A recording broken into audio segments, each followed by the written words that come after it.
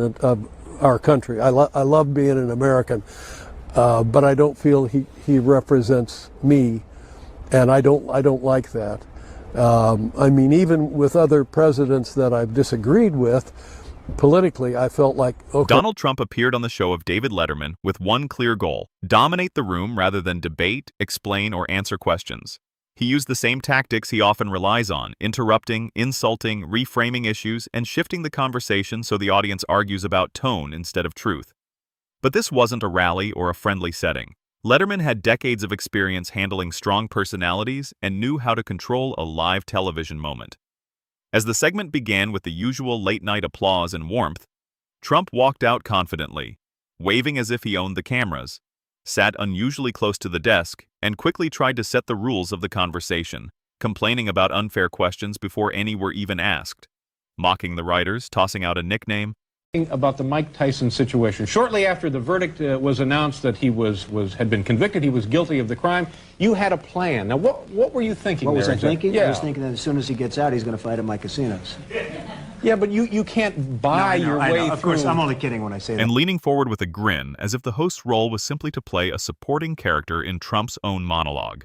David Letterman let Donald Trump talk, and that was the first trap because he nodded and smiled politely while waiting for Trump to fill the air with so much noise that the audience could hear the emptiness inside it. Then Letterman finally spoke in a calm tone that sounded almost friendly and said, "Great. Since you like being in control, we will do it your way." He reached under the desk and pulled out a laminated card labeled "One Question," and the audience chuckled, expecting a gag. But Letterman held the card up for the cameras like a referee showing a rule, and said, "You get 60 seconds. No. Detours, no personal attacks." One answer, Trump smirked and said, "Easy then." At 1 o'clock in the morning by a woman. He then... Well, we don't need to go through the case again. It's ridiculous. The woman was dancing at 8 o'clock, and this guy's in jail for 6 years. I don't understand. Letterman slowly asked the question, making sure no one could miss it. Name one thing you are proud of that helped ordinary people, and explain it without insulting anyone, while a timer appeared on the screen and the seconds began to bleed away. Trump started confident, using words like tremendous and historic, and claiming nobody had ever seen anything like him. But within 10 turns, he drifted into grievances as he blamed the media, attacked opponents, and bragged about crowd sizes while never answering the question. David Letterman did not interrupt even once and only pointed to the timer as it counted down like a steady clock.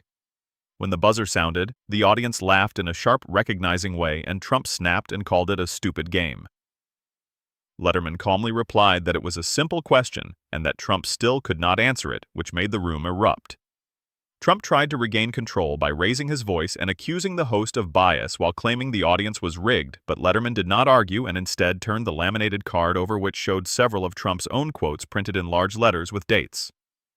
Letterman read one, then another that contradicted it, and then a third, while offering no commentary and only the record. Each time Trump tried to interrupt, Letterman lifted one finger in a polite and firm way like a judge controlling a witness.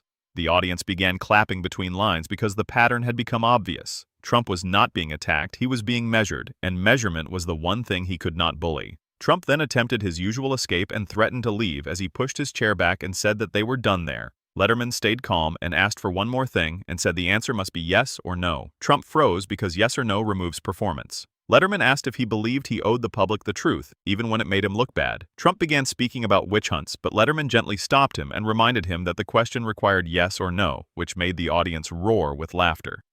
Then Letterman delivered the line that sealed the humiliation when he calmly said that Trump had come to bully the host, but that a question cannot be bullied and can only be dodged.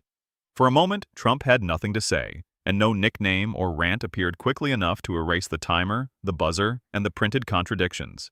He stood up and forced a laugh as if he had somewhere urgent to be, and by the next morning, every platform replayed the same three moments, which were the timer, the buzzer, and the moment Trump had no